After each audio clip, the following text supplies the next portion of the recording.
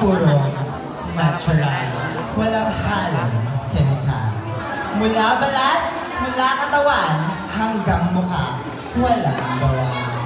Ang galit mo po sa langit, bumagsak sa lupa, siya, pasok sa mga. Nilagyan ng bawang sibuyas, toyo, at suka. Bakit hindi niyo po matawagin? Adobo, bakla. Hindi lang siguro mga Ngayong bagay na bigyan ka na kayo amin na po, or should I say, a pleasant evening to each and everyone, ladies and gentlemen. And before I start to introduce myself, Barangay Katimon, wala ho bang masigabong palakpakan dyan? My real name is Binibining Jana Nicole Madriaga, but tonight, this is a pageant. Allow me to stand by the name, ang babaeng nagpatugok sa bigang puso ni Mr. Dingo Dantes.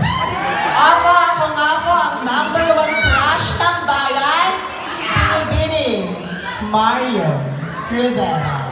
Marian Rivera is a 19-year-old stunner, and I'm proud to say to all of you that I'm fresh, young, innocent, and also a virgin. Because hailing all the realness from the land of beauty, intelligent, and agricultural.